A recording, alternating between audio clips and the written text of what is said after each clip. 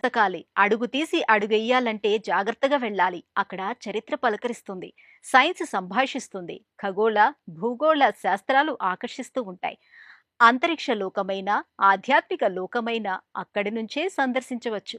కర్ణాటక రాష్ట్రం మాండ్య జిల్లా పాండవపురిలో నివసించే అంకెగౌడకు పుస్తక సేకరణే ప్రాణమైంది, వ్యాపకమైంది, ఆపై వ్యసనమైంది. లక్షల పఠనీయ గ్రంథాలతో ఆ ఇల్లు సరస్వతీ నిలయంగా మారింది.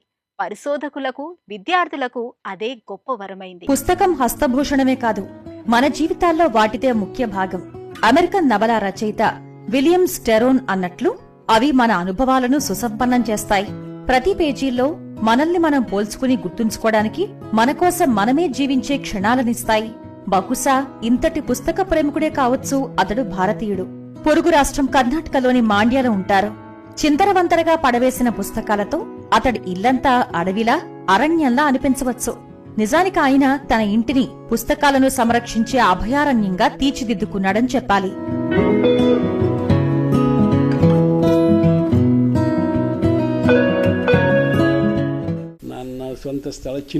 మా స్వగ్రామం చిన్న కురళి. అది మాండ్యకు 10 కిలోమీటర్ల దూరంలో ఉంది. మా అమ్మ, నాన్న గ్రామీణులు, నిరక్షరాస్యులు. అలాంటి కుటుంబ నేపథ్యం నాది. నాకేమో పుస్తకాలంటే ఇష్టం, చదవాలని మహా కోరిక. అందువలనే ఇలాంటి పని ఎంచుకున్నారు. 15 లక్షల పుస్తకాల సేకరణలో నాది ప్రపంచ రికార్డు. ఇంకా చాలా పుస్తకాలున్నాయి. ఇప్పుడు మీరు చూస్తోంది సగం. మరో 8 లక్షల పుస్తకాలు బయట ఉన్నాయి.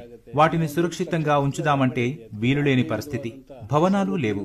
వీటిని ఉంచాలంటే మరో 1000 అల్మారాలు కావాలి. ఇప్పటిదాకా 200 అల్మారాలలో పుస్తకాలు సర్ది పెట్టాం. చూశారుగా, మిగిలినవన్నీ నేల మీద పడి ఉన్నాయి. అంకెగౌడ సామాన్య రైతు కుటుంబంలో పుట్టారు. తనకి పుస్తక పరిమళాలు ఇష్టం, చదవడం మరీ ఇష్టం. పాఠశాల రోజుల్లో ఏ పుస్తకం కొనాలన్నా డబ్బులుండేవి కావు. మిత్రుల సాయంతో చదువు పూర్తి చేశారు. నీలానే పుస్తకాలు కొని చదివే స్తోమత లేని వారెందరో ఉన్నారు. వారి కోసం నీవు పుస్తకాలు సేకరించవచ్చు కదా. మైసూరు విశ్వవిద్యాలయంలో ప్రొఫెసర్ అనంతరాము ఎంతో ప్రోత్సహించారు. ఆయన ప్రోత్సాహం అంకెగౌడలో నవోత్సాహం నింపింది. అది జీవితకాల అభిరుచిగా మారింది. పుస్తక సేకరణే వ్యాపకమైంది.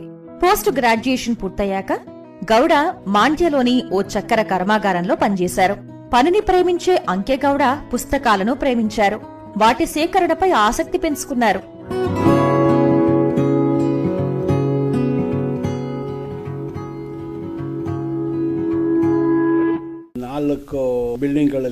నాలుగు భవనాల్లో పుస్తకాలను ఉంచా. నాకు ఒక్క సహాయకుడు కూడా లేడు. నాకు 75 ఏళ్ల వయస్సు. దీని నుంచి ఏ ఆదాయం లేదు. ఎవరూ సహకరించడం లేదు. అయినా ఇప్పుడు ఎవరికి పుస్తకాలు చదివే ఆసక్తి లేదు. ఇప్పుడు అందుబాటులో ఉన్న పుస్తకాలు అప్పుడు వరమవుతాయి. చెప్పాలంటే చెట్టు కింద కూర్చొని మంచి పుస్తకం చదివే ఆనందం మరొకటి ఉండదు. విశ్వవిద్యాలయాల విద్యార్థులు, పరిశోధకులు వస్తుంటారు. పోటీ పరీక్షలకు సిద్ధమయ్యే అభ్యర్థులు చదవటానికి ఇక్కడికి వస్తున్నారు. వారికి ఎలాంటి ప్రవేశ రుసుము తీసుకోవడం లేదు. సమయాలు లేవు. ఉదయం 7 గంటల నుంచి సాయంత్రం వరకు చదవవచ్చు. నా సంపాదనలో అత్యధిక భాగం 80% వరకు పుస్తకాల కొనుగోలుకే వెచ్చించారు. గత 30 ఏళ్లుగా అంకెగౌడ పుస్తక సేకరణలో అద్భుత ఖ్యాతి గడించారు. లక్షల పుస్తకాలు సేకరించారు. మాండ్యలో నివసిస్తున్నారు. పుస్తకశాలనే కన్నడ భాషలో పుస్తక మానే. పుస్తకాలను తన కుటుంబ సభ్యులా భావిస్తారు. ఆయన 20 విదేశీ, స్వదేశీ భాషా పత్రికల్ని సేకరించారు. నవలల్లో ఎక్కువగా కన్నడ నవలలున్నాయి. 1832 నాటి పుస్తకాలు ఇక్కడ ఉండడం విశేషం.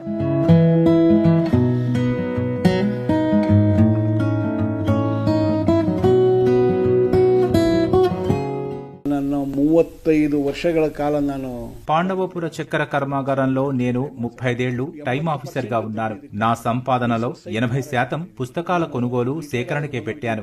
నా అభిరుచి కోసం మైసూరులో ఇళ్ల స్థలం విక్రయించారు. పదవీ విరమణ తర్వాత 35 లక్షలు వచ్చాయి. నేను మాత్రం పుస్తకాల కొనుగోలుకే వెచ్చించాను. మనిషి జన్మ ఎత్తినందుకు రాక్షసంగా బతకకూడదు. మానవత్వంతో జీవిద్దాం. నేను సామాజిక శ్రేయానికి పుస్తక సేకరణ ఎంచుకున్నాను.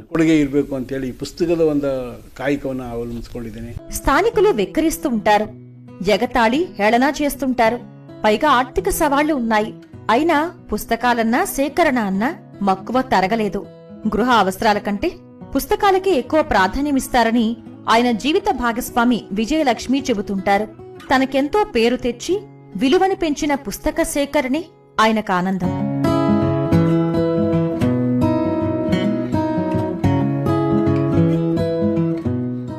ಚಾಲೆಂಜ್ ಅಂದ್ರೆ ಸರ್ ಈಗ ಮಾಡದೇನೋ ಮಾಡಿದ್ದೀನಿ ಈಗ. ఇక్కడ లక్షల పుస్తకాలున్నాయి. పెద్ద సవాలు ఏమిటంటే వీటిని ఏం చేయాలో తెలియదు. సేకరించాను, మరి తర్వాత ఏం చేయాలి? దినరాత్రాలు ఇదే ఆలోచన. ఇవన్నీ భద్రపరచాలంటే ఇంకో 1000 అల్మారాలు కావాలి. 5-6 భవనాలను నిర్మించాలి. అంశాల వారీగా వర్గీకరించాల్సి ఉంది. పుస్తక సేకరణ ముఖ్యం కాదు, వాటిని ప్రజలకు అందుబాటులో ఉంచాలి. అప్పుడే నేను చేసిన ఈ పనికి సార్థకత. ಆಗ ಮಾತ್ರ ಆ ಮಾಡಿದ ಕೆಲಸ ಸಾರ್ಥಕ. అదే నన్ను అగులు రాత్రి కొరతే. అంకెగౌడ పుస్తక మహల్లో కేవలం పుస్తకాలు మాత్రమే ఉంటాయనుకుంటే పొరపాటే. అభిరుచితో సేకరించిన స్టాంపులు, పాతకాలపు సినిమా పోస్టర్లు, కరెన్సీ నోట్లు, వార్తాపత్రికలు, జర్నల్స్ ఉన్నాయి. కన్నడ రచయిత కువెంపు తదితరులు రాసిన వ్యాసాలను చూడవచ్చు.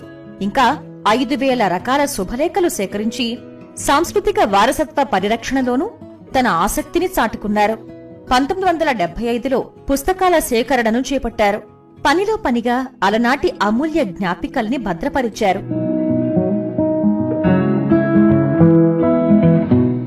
ಒಂದು ದೇವಸ್ಥಾನ ಕಟ್ಟಿಗೆ ಎಲ್ಲ ಮುಂದೆ ಬರ್ತಾರೆ. ಒಂದು ಗ್ರಂಥಾಲಯ ಕಟ್ತೀನಿ ಅಂದ್ರೆ ಯಾರು ಮುಂದೆ ಬರೋದಿಲ್ಲ.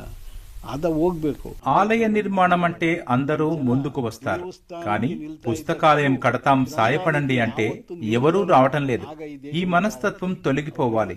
జ్ఞానాన్ని పెంపొందించుకోకపోతే మనం ఏమీ సాధించలేం. ఒక గ్రంథాలయం నిర్మిస్తే 1000 మేధావులు, పరిశోధకులు తయారవుతారు. అందుకే పుస్తకాలయం నిర్మించాలని నా కోరిక, విన్నపం. ನೀವೊಂದು ದೇವಸ್ಥಾನ ಕಟ್ಟಿದ್ರೆ 1000 ಜನ ಭಿಕ್ಷುಕರು ಉಟ್ಕೋತಾರೆ. ಒಂದು ಗ್ರಂಥಾಲಯವನ್ನು ಕಟ್ಟಿದ್ರೆ 1000 ಜನ ಪಂಡಿತರು ಉಟ್ಕೋತಾರೆ, ಸಂಶೋಧಕರು ಉಟ್ಕೋತಾರೆ, ಒಳ್ಳೊಳ್ಳೆ ಓದುಗರು ಉಟ್ಕೋತಾರೆ. ಅದರಿಂದ ಗ್ರಂಥಾಲಯವನ್ನು ಕಟ್ಟಿ ಅನ್ನೋದೇ ನನ್ನ ಒಂದು కోరిక. అంకెగౌడ విద్యాభివృద్ధి, సాహితీ వికాసానికి ఆయన చేస్తున్న సేవలను కర్ణాటక ప్రభుత్వం గుర్తించింది. 2014లో రాజ్యోత్సవ పురస్కారంతో సత్కరించింది. ఇంకా అనేక పురస్కారాలు వరించాయి.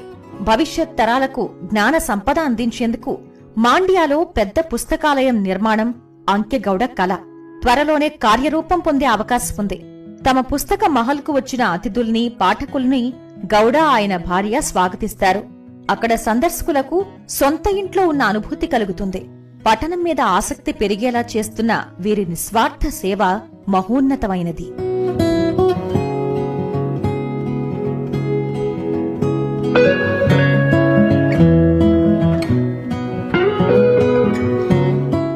కలల మేఘాల్లో తేలిపోకుండా సొంత కాళ్ల మీద నిలిచి జీవితంలో ఎదిగారు పంజాబీ రైతు గురుదీపక్ సింగ్ సయానీ. పుట్టగొడుగుల సాగుతో సంపన్నుడయ్యారు. ఆదర్శనీయంగా నిలిచారు. ఇక కన్నడ సీమలో అంకెగౌడది ఒకనాడు పుస్తకాలే కొనలేని దయనీయ స్థితి. తర్వాత కాలంలో అతడే అభిరుచితో లక్షల పుస్తకాలు సేకరించారు. పేద విద్యార్థులకు మహోపకారం చేస్తున్నారు. మరిన్ని కథనాలతో వచ్చే వారం జైహోలో మళ్లీ కలుద్దాం. నమస్కారం.